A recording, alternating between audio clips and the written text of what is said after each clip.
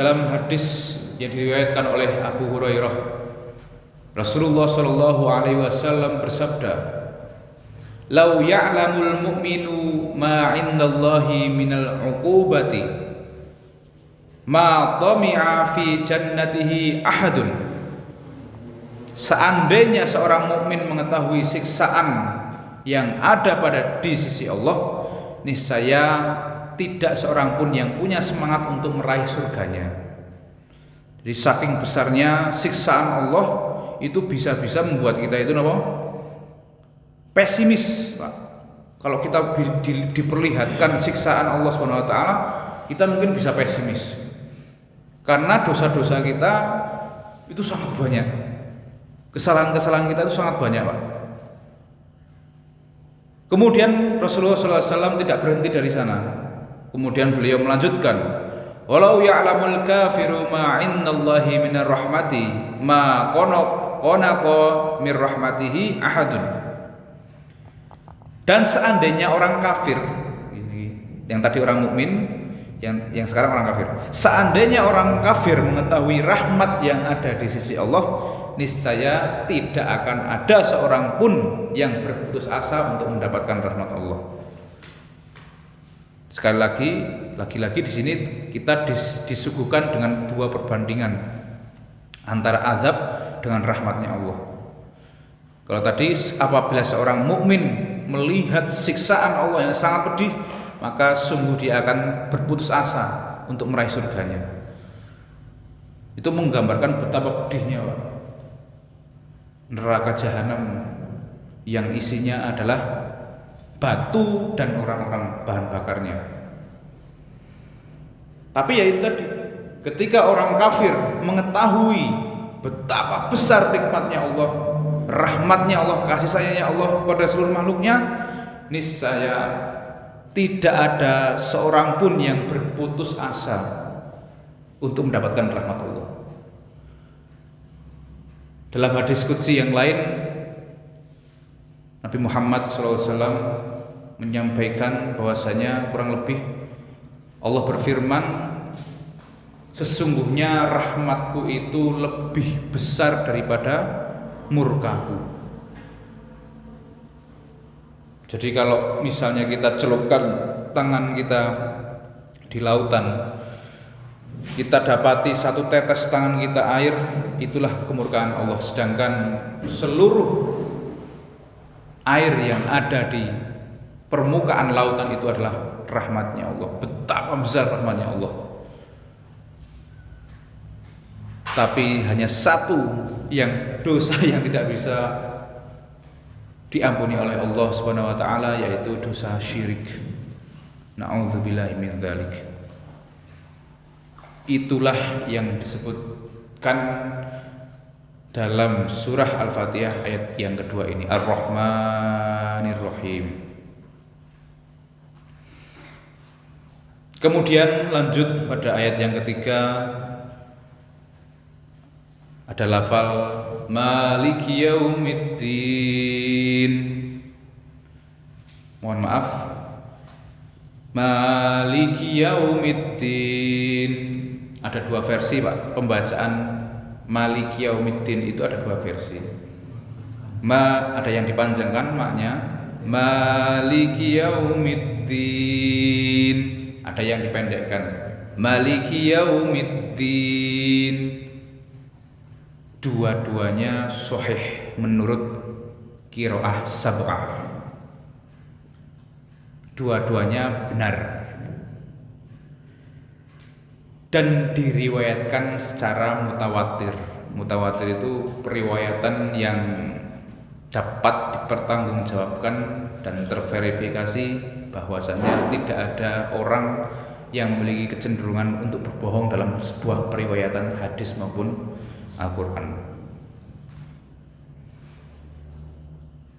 Dengan adanya dua pengucapan itu, maka terdapat dua sumber daripada kata itu. Yang pertama yang dipanjangkan malikun, berasal dari kata al-milku. Maka kalau dalam bahasa Indonesia itu milik. Milik itu kata milik, memiliki, dimiliki itu asal katanya adalah dari al-milku tadi itu, yang artinya adalah kepemilikan. Jadi bahasa Indonesia itu banyak sekali, Pak, penyerapan-penyerapan dari kata-kata bahasa Arab seperti kursiun. Kursiun itu kursi artinya. Qirtasun itu artinya kertas dalam bahasa Indonesia. Padahal itu adalah kata dari bahasa Arab. Begitu juga dengan al-milku, kepemilikan. Al-milku itu adalah bahasa Arab, kemudian diserap menjadi kata milik. Nah, sebagaimana firman-Nya dalam surat Maryam ayat 40, a'udzubillahi minasyaitonirrajim, inna nahnu narithul arda wa man 'alaiha wa ilaina yurja'un, yang artinya sesungguhnya kami mewarisi bumi dan semua orang yang ada di atasnya.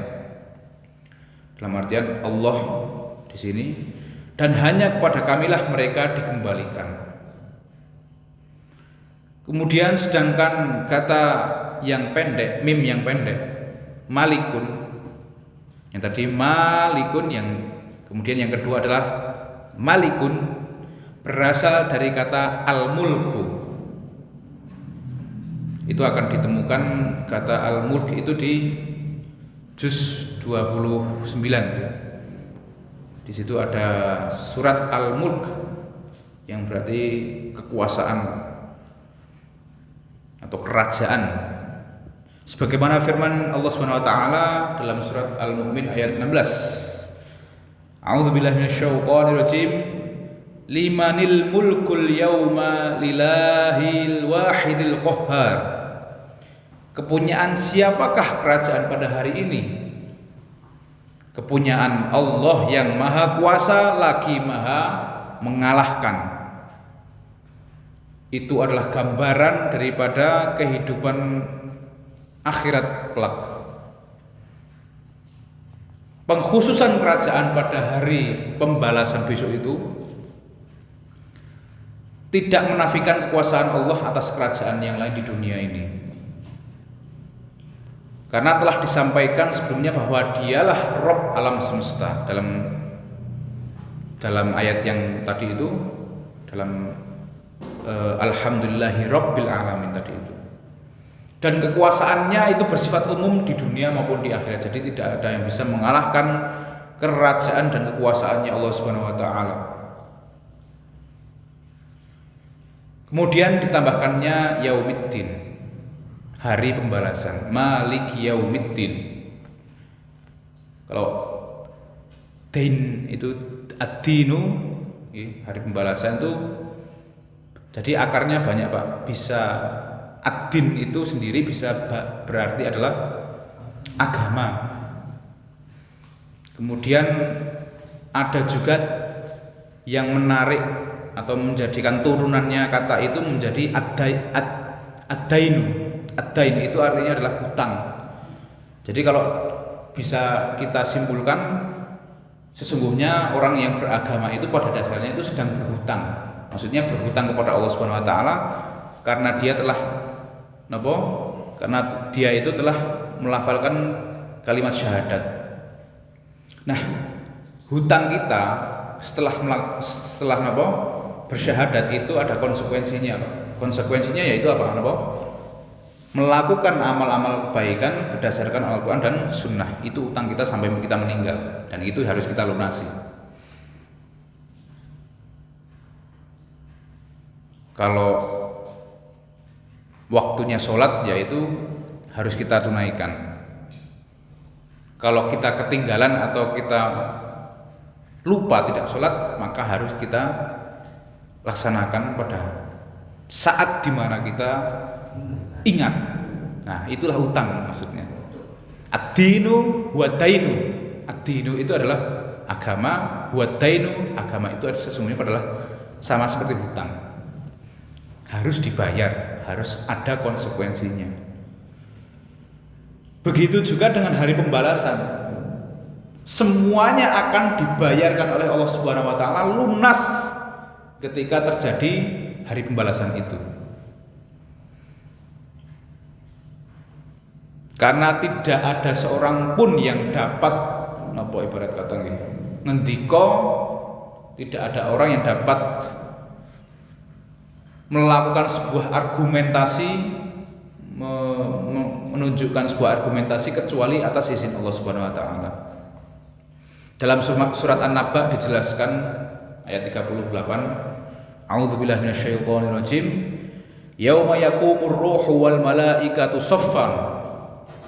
Pada hari itu berdirilah seluruh roh serta malaikat bersaf-saf, berbaris-baris. La yatakallamuna illa man adzina lahur rahmanu wa qala shawaba. Mereka tidak berkata-kata kecuali siapa yang telah diizinkan oleh Rabb-Nya yang Maha Pemurah dan ia mengucapkan kata yang benar. Dalam artian di sini semua orang akan mengatakan sejujur-jujurnya. Perkataan-perkataan yang disembunyikan tidak ada. Semuanya akan mengatakan sejujurnya atas izin Allah Subhanahu wa taala. Semisal kita mau merencanakan wah esuk nek seneng akhirat meh ngomong koyo ngene wae lah. Tidak bisa. Semuanya akan diizinkan dan akan secara otomatis mengatakan hal yang sebenar-benarnya.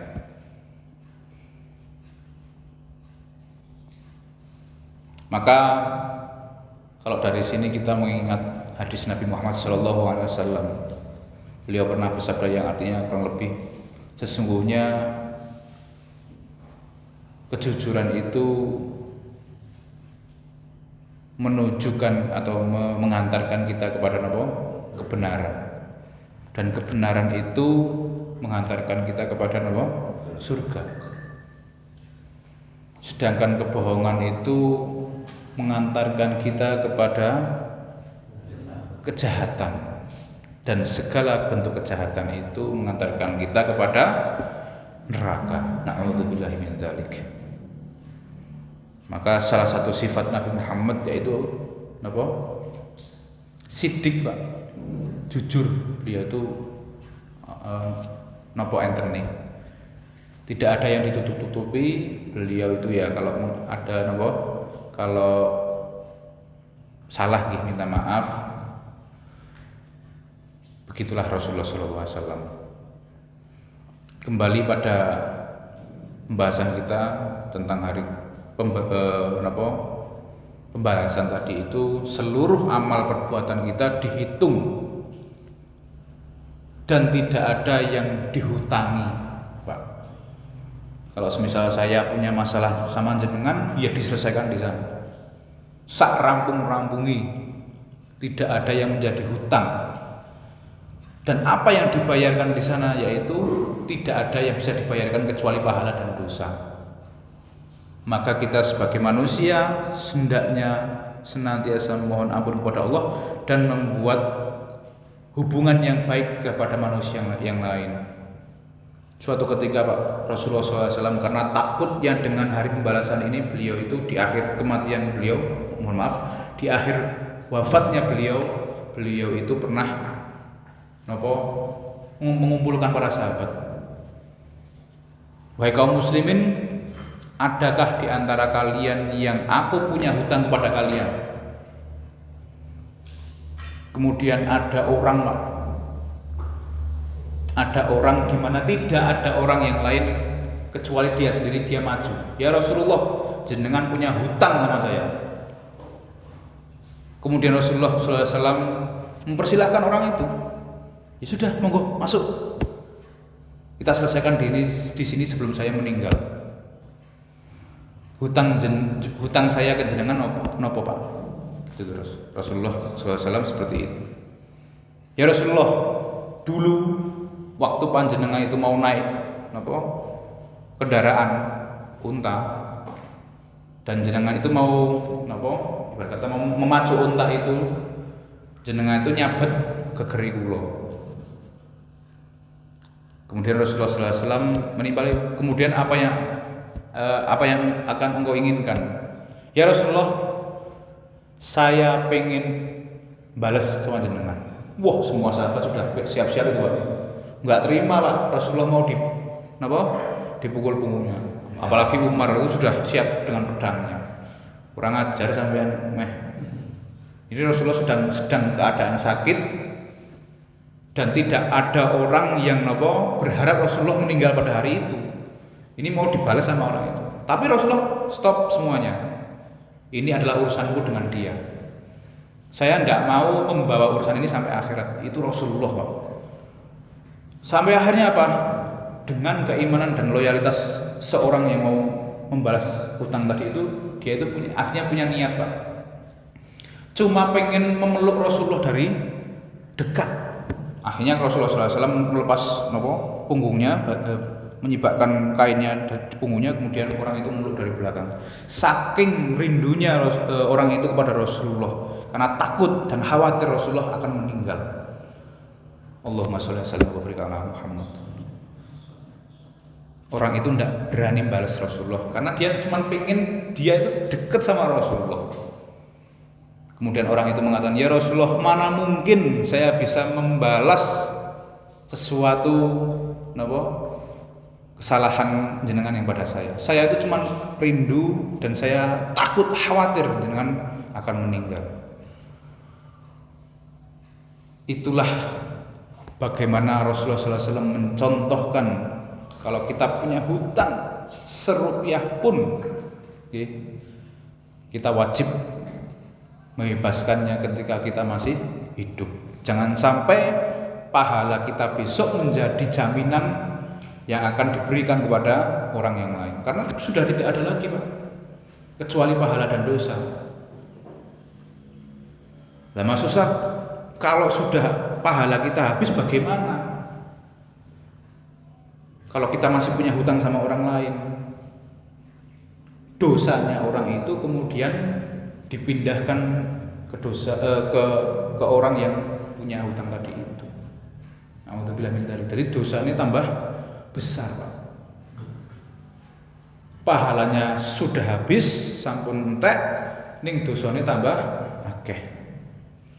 Maka dari sekarang kita mencoba untuk bersama-sama menunaikan segala bentuk hutang maupun finansial maupun moral pada saudara-saudara kita. Seperti yang dicontohkan Rasulullah tadi itu. Meskipun Rasulullah tidak punya hutang kepada sahabat yang tadi itu, tapi ada hutang yang dirasa Rasulullah dan Rasulullah ingat. Oh iya, aku biyen mboten sengaja nyampluk sahabat tadi itu. Dan Rasulullah mengizinkan. Luar biasanya akhlak beliau. Kemudian pada hakikatnya Al-Maliku adalah nama Allah Subhanahu wa taala. Dalam Asmaul Husna disebutkan ada Al-Malik di sana. Sebagaimana firman Allah Subhanahu wa taala dalam surat Al-Hasyr ayat 23. A'udzu billahi minasyaitonir rajim. Huwallahu alladzi la ilaha illa huwal malikul quddusus salam, yang artinya dialah Allah yang tiada ilah yang berhak disembah kecuali Dia, Raja yang maha suci lagi maha sejahtera.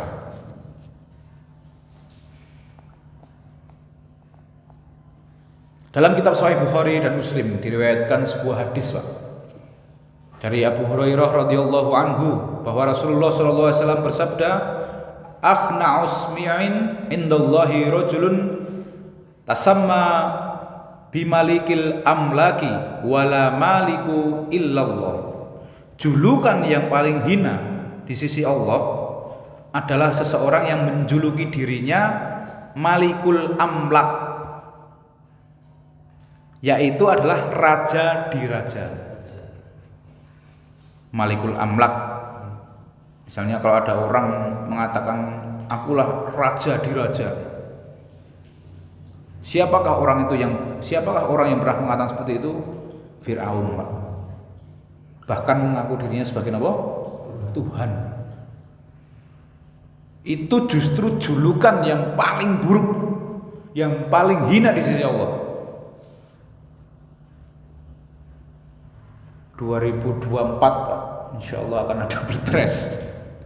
Semua orang akan berlomba-lomba untuk menjadi penguasa. untuk menjadi penguasa, menebar janji sana sini, mengiming-imingi sesuatu yang sifatnya euforis.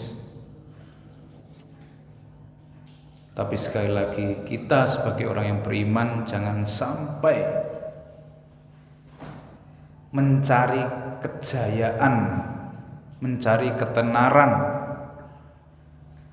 apalagi mencari ketenaran dalam perihal agama. Kita harus cerdas sebagai orang yang beriman. Jangan sampai kita gadaikan keimanan kita hanya untuk sikut-sikutan berpolitik.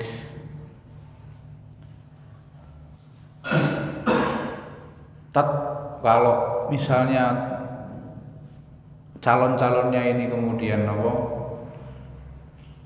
nggak ada yang baik, bagaimana?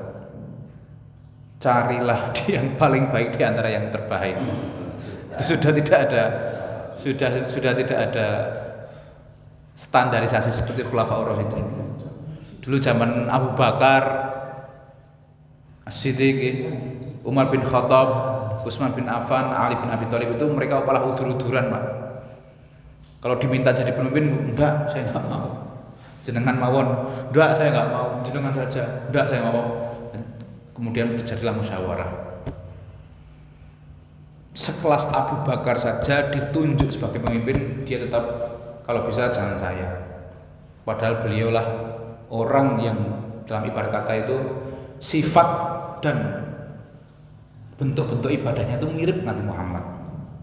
Itu saja masih menolak untuk ditunjuk menjadi Khulafaur Rasyidin pengganti Nabi Muhammad. Silakan Ali saja yang masih Ahlul Bait. Saya nggak ada urusan atau hubungan keluarga dengan Rasulullah. Silakan coba nanti Ali saja. Seperti itu, Pak. Itu saking takutnya seorang Abu Bakar dinilai oleh Allah Subhanahu wa taala ya tadi Al-Malikul Al-Mulk, raja di raja. Umar bin Khattab apalagi, Pak. Ketika ada utusan dari Romawi datang ketika Umar bin Khattab ini menjadi Amirul Mukminin, beliau itu sarenya itu di selasar ibarat kata selasar masjid begitu. Kemudian ada utusan Romawi ini, dia adalah seorang jenderal, tanya sama penduduk daerah Madinah itu, di manakah amir kalian, pemimpin kalian, raja kalian? Oh, di sana, belok sana, ketemu masjid, nah di situ. Beliau di situ. Oke. Akhirnya jenderal itu tadi membawa kuda yang sangat gagah, baju besi lengkap dengan peralatannya, menemui seorang Amirul Mukminin Umar bin Khattab. Kaget, Pak. Dia turun dari kudanya. Jenderal ini mengatakan, saya tidak pernah melihat manusia di seluruh bumi ini sebagai penguasa yang tidur di selasar masjid kecuali sampean.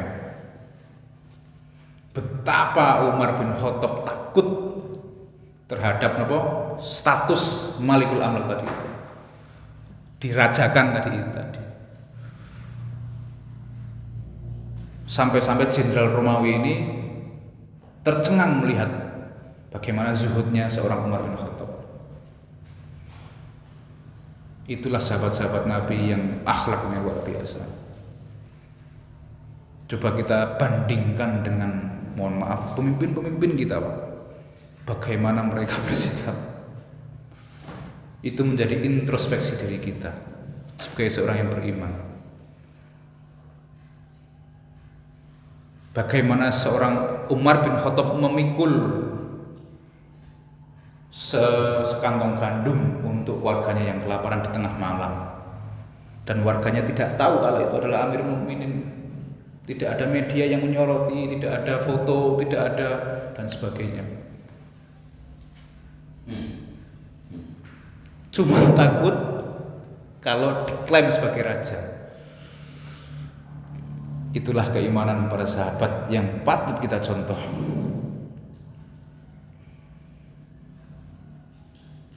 Hadis ini kemudian disambungkan wala maliku illallah, karena tidak ada malik atau raja yang sebenarnya kecuali Allah Subhanahu wa taala. Dalam kitab yang sama juga Abu Hurairah radhiyallahu anhu,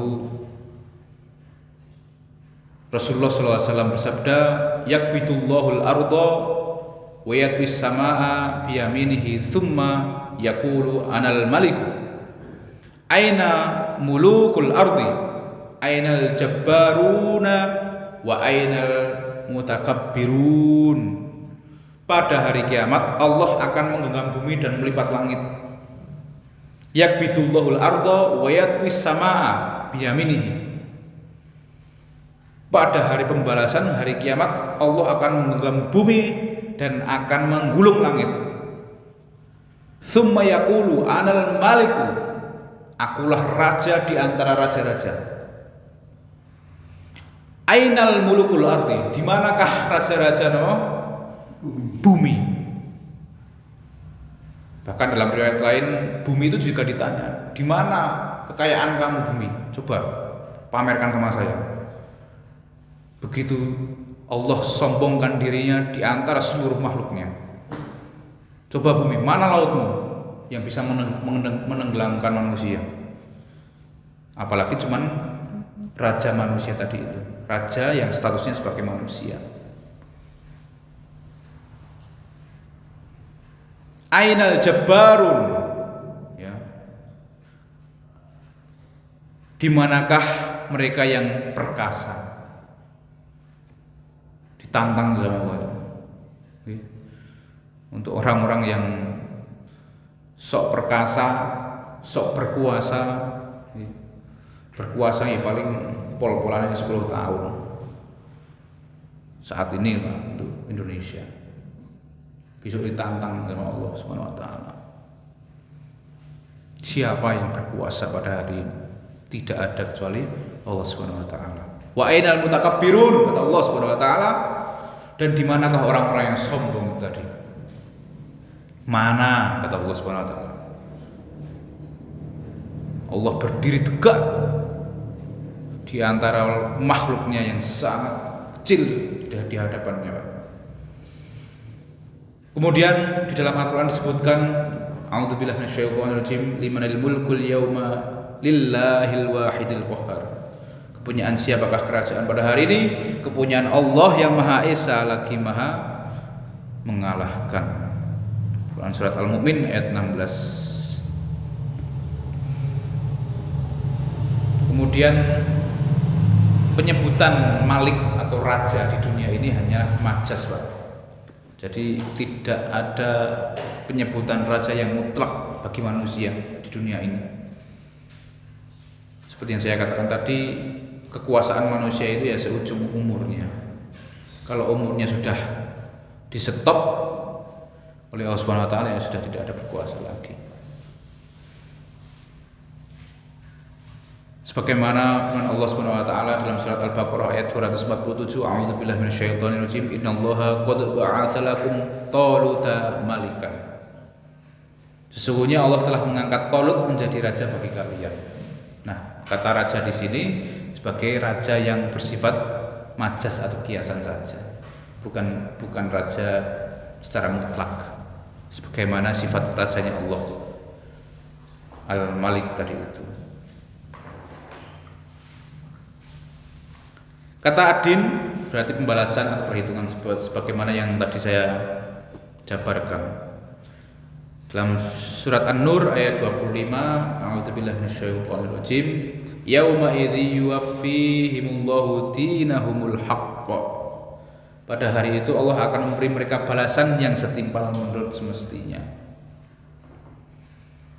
Dan juga firman Allah Subhanahu wa taala dalam surat As-Saffat ayat 53, a'inna lamadinun, apakah sesungguhnya kita benar-benar akan dibangkitkan untuk diberi pembalasan. Maka Rasulullah SAW pernah bersabda, Pak, al-kayyisu man dana nafsahu wa amila lima ba'dal mauti. Orang yang cerdik, orang yang cerdas itu yang mau mengoreksi dirinya dan berbuat untuk kehidupan setelah kematian. Itu orang yang cerdik, Pak. Ada sebutan sinau, matematika, fisika, Itu boten. Orang yang cerdik itu kata Rasulullah SAW yang mau mengoreksi dirinya dan mau berbuat amalan-amalan untuk menjadi bekal kematian. Kemudian Umar bin Khattab juga beliau pernah berkata, hasibu anfusakum qabla an tuhasibu. Hisablah atau hitunglah diri kalian sebelum kalian itu dihisab di hari pembalasan. Wazanu anfusikum qabla an tuzanu. Timbang-timbanglah.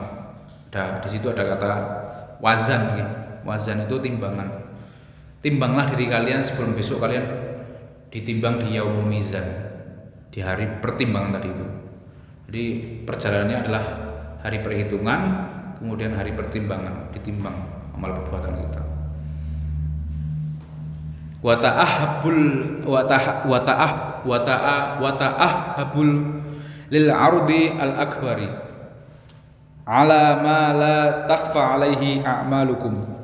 Dan bersiaplah untuk menghadapi hari yang besar, yakni hari diperlihatkannya amal seseorang sementara semua amal kalian tidak tersembunyi darinya.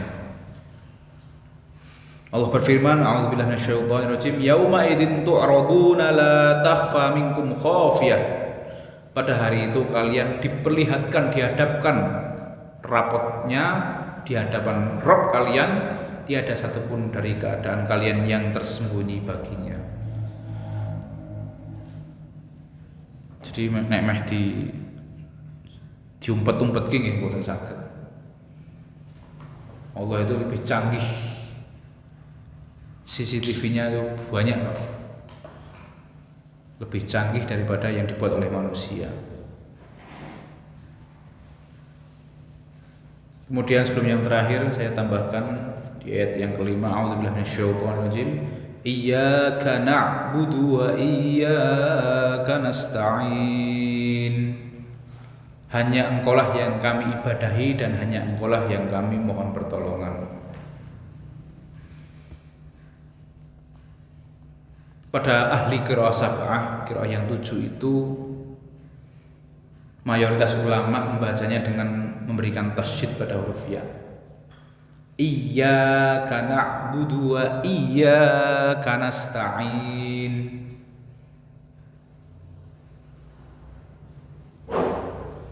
Di sanalah ada janji kita kepada Allah. Iyyaka na'budu wa iyyaka nasta'in. Hanya kepadamulah kami menyembah dan hanya kepadamulah kami mohon pertolongan. Na'budu, ya na'budu itu kenapa bukan iyyaka a'budu? Bukan, nanti artinya seperti ini.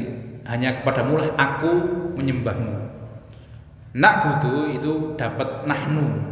Nahnu itu artinya kami. Jadi jamak, kita sebagai orang manusia itu jamak. Iyyaka na'budu wa iyyaka nasta'in. Nasta'in itu juga sama. Bukan bacanya wa iyyaka asta'in, tapi nasta'in itu dapat nunnya dari kata nahnu. Nahnu itu artinya kami.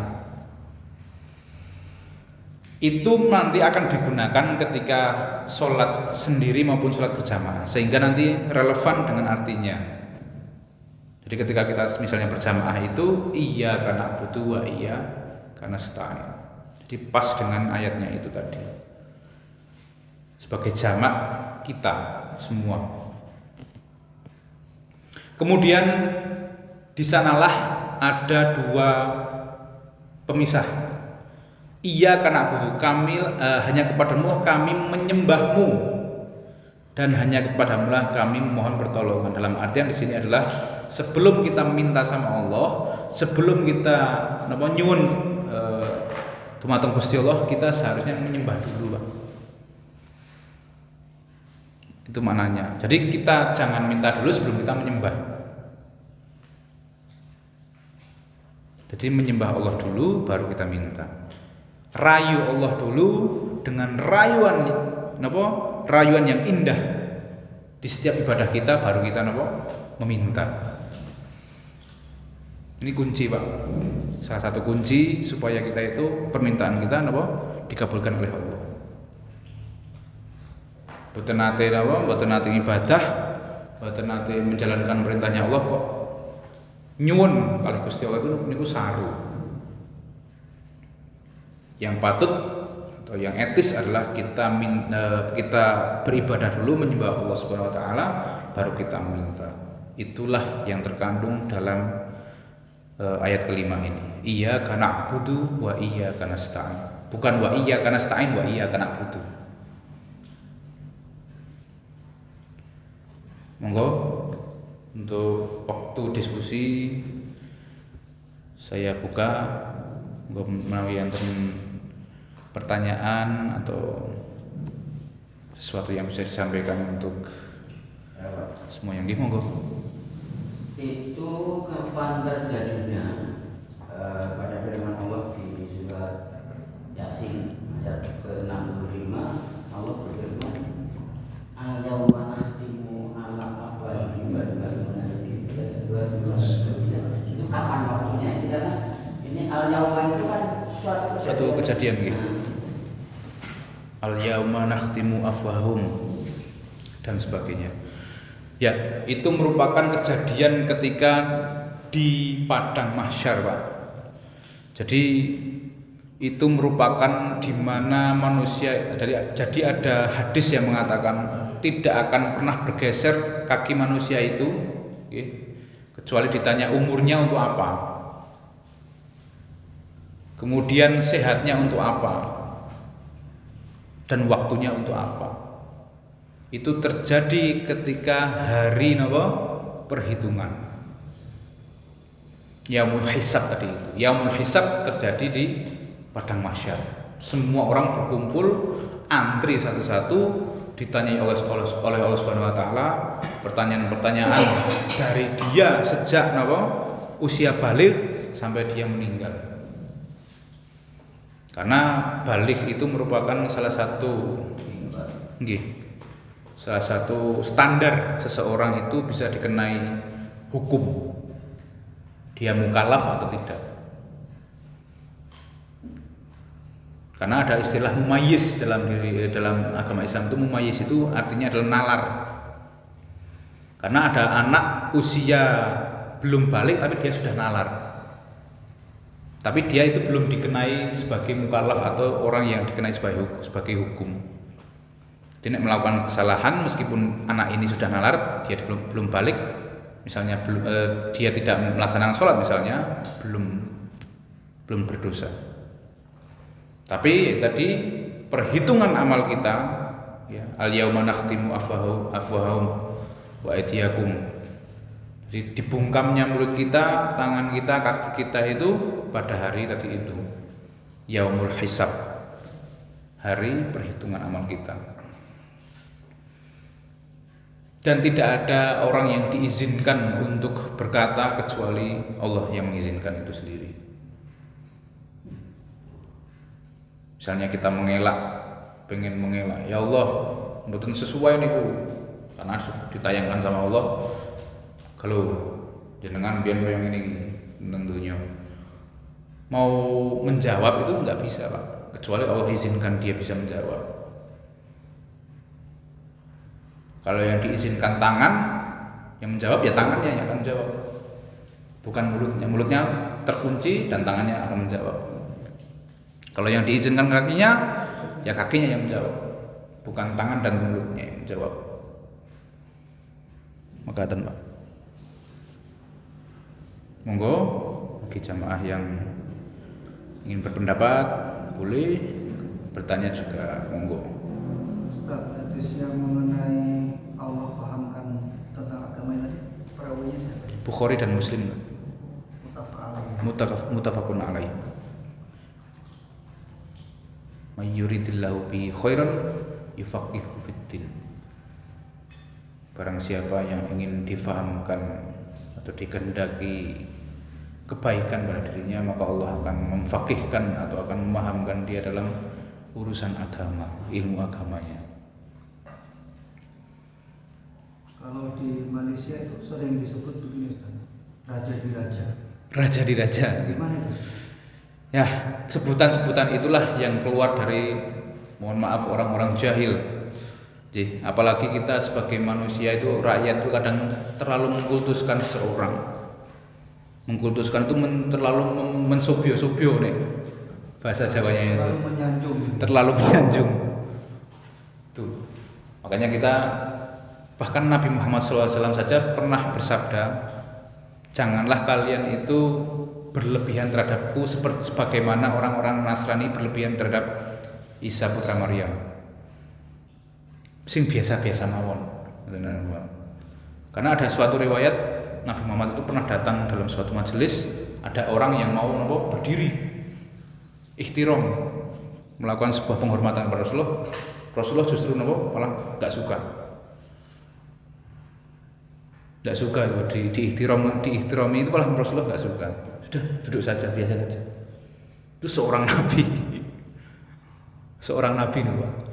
Orang yang mulia, orang yang maksum, nggak punya dosa, nggak mau digitu. Apalagi manusia biasa seperti yang Bapak sampaikan tadi.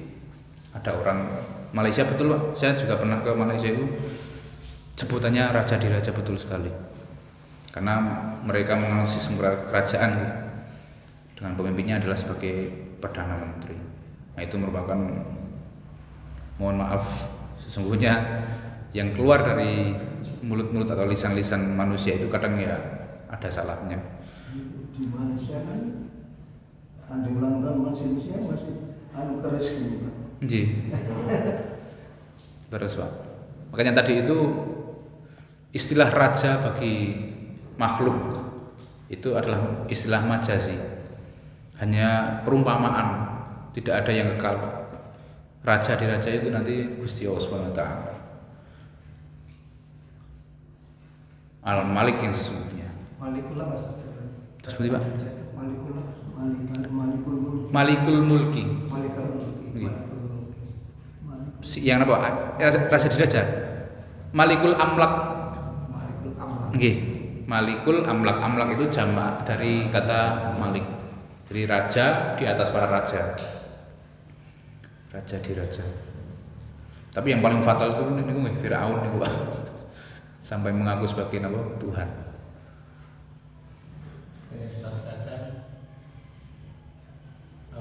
Kiai atau santri-santri itu dalam menghormati kiainya. Berlebihan sampai berlebihan mencium-cium mulutnya, sampai mencium kudele, sampai dia cium kakinya. Ya, makanya kayaknya sampai betul dicium sebagainya, sampai cium sampai tangannya sampai berkali-kali cium sampai gelasnya toyonya di rebutan. Nggih. Kalau dalam logikanya tadi itu Rasulullah saja yang orang yang maksum, yang suci, nabi terakhir, orang yang paling mulia di antara kita semua, tidak mau diihtirami. Dan beliau pernah berpesan seperti tadi, janganlah kalian itu berlebih-lebihan kepadaku. Kalau sholawat itu boleh Pak, karena itu memang anjuran. Innallaha wa malaikatahu yusholluna 'alan nabi. Ya ayyuhalladzina amanu shollu 'alaihi wa sallimu taslima. Nah itu memang perintah dari Allah Subhanahu wa taala. Tapi kayak nyobyo ihtiram terlalu mengkultuskan itu yang tidak boleh. Apalagi menuhankan, menganggap suci orang yang memang tidak ada nas atau dalil yang menganggap orang itu suci. Kayak sewajar-wajarnya saja. Walaupun niatnya itu ke gurunya Gitu. Tapi kan kalau seharusnya seorang guru yang paham tadi itu hadisnya Rasulullah, dia nggak mau diihtiramkan. Tapi kan ada itu Pak, orang yang memang dia itu gila kehormatan, gila hormat. Memang ada. Malah minumannya itu disodor-sodor. Nggih, disodor-sodorkan dan sebagainya. Kalau dulu di Indonesia itu mungkin hampir mirip seperti itu ya, Ustaz. Misalnya ada sebutan PGM. Nggih, napa niku? Paduka yang mulia. Kayak si Arnold itu. Nggih. Nah, paduka yang mulia. Wah. Dapat dari mana itu? Wah. Wallahu a'lam. Hanya kemuliaan seorang itu ya ketika dia beribadah. Jadi saat atau momen manusia itu menjadi mulia itu laqad khalaqnal insana fi ahsani taqwim. Ahsani taqwim itu ketika orang itu melakukan amal soleh. Seorang raja kalau pas perintahin buatan merintah amal soleh enggak, ya dia tidak menjadi orang yang mulia. Seorang raja nek buatan nanti nyembah Gusti Allah, ya tidak selamanya dia tidak menjadi orang yang mulia. Laqad khalaqnal insana fi ahsani taqwim tsumma radadnahu asfala safilin illal ladzina amanu wa 'amilus solihati falahum ajrun ghairu mamnun. Kecuali orang-orang yang beriman dan beramal soleh. Itu adalah kondisi seseorang itu yang menjadi mulia itu karena itu beribadah taat kepada Allah Subhanahu wa taala. Dalam sistem pemerintahan Islam itu, jadi kalau begitu raja boleh Pak, khalifah boleh. Khalifah sebenarnya sama dengan presiden. Iya betul. Khalifah pemimpin itu kan bisa berbagai macam istilah sih Pak. Ada yang raja, ada yang perdana menteri, ada yang presiden, ada yang tadi itu khalifah dan sebagainya. Tapi kecenderungan kalau raja itu kan berkuasa absolut kalau raja itu kan. Dan di situ biasanya masalah Baitul Mal nggak beres. Ya, dikuasai oleh satu orang tadi itu, raja tadi itu. Tapi di dalam fakta-fakta sejarah yang telah lampau, sebagaimana Raja Tolut di masa Nabi Daud, beliau merupakan raja yang yang bijaksana Pak. Dan itu memang kemudian Nabi Sulaiman juga nabi sekaligus raja. Nabi sekaligus raja. Jadi predisposisi status kenabian itu memang ada pada kehidupan seluruh lini kehidupan manusia Pak.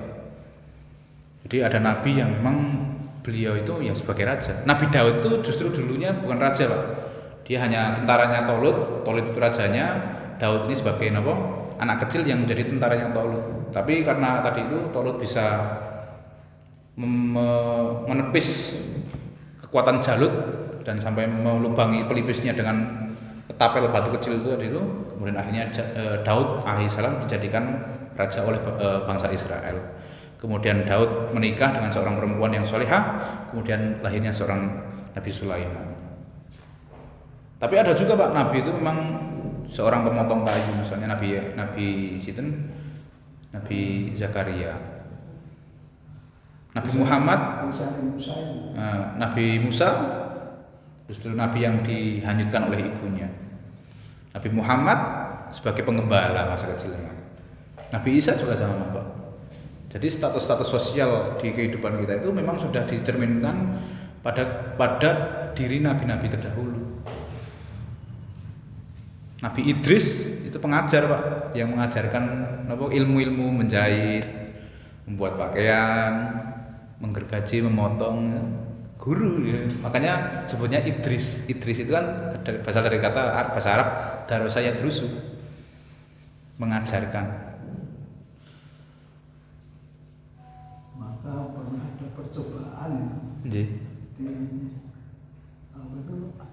Persatuan Arab itu Pan Arabisme itu malah idenya maunya itu sistem keagamaan itu mengikuti sosialis tadi plus gol.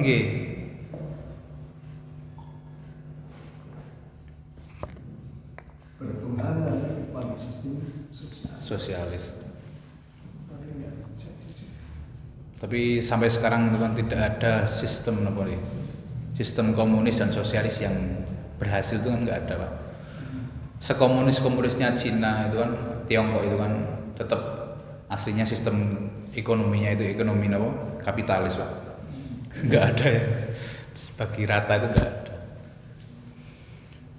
Maka Islam itu kan sistemnya sistem keadilan sosial bagi seluruh rakyat Indonesia itu sakjane pun pas niku. Sila kelima itu sudah mencerminkan nilai-nilai sistem Islam. Bagus kalau gitu. Nggih. Pilihan Anies Baswedan. kaosnya juga. Mau pakai kaos ya.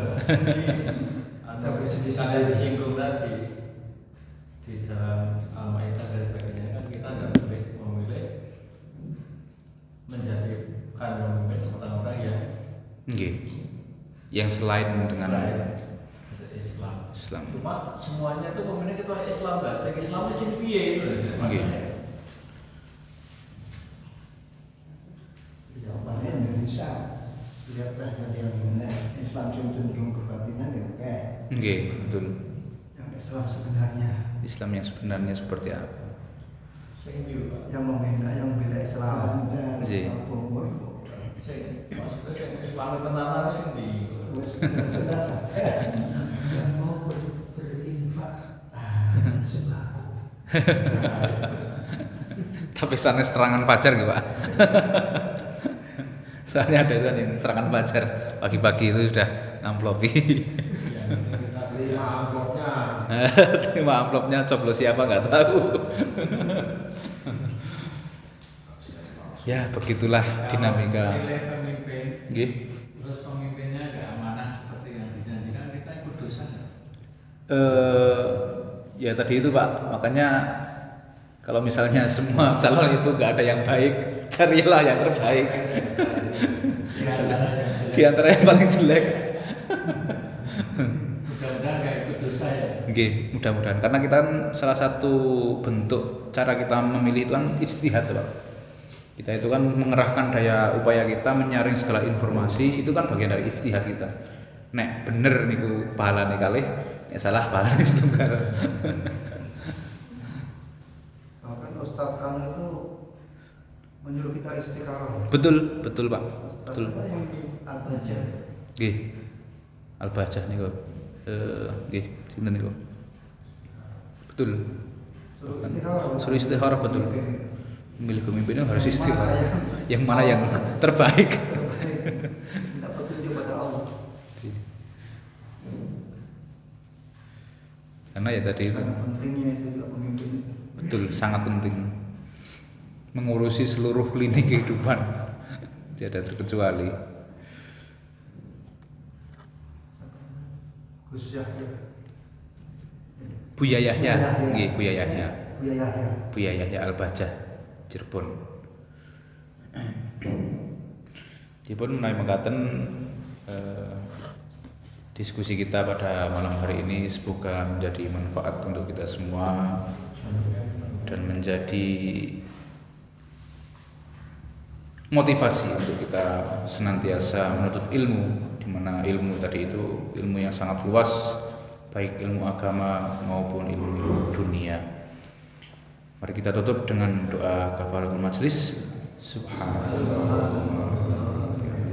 Asyhadu an la ilaha illa anta astaghfiruka wa atubu ilaik. Terima kasih atas perhatiannya.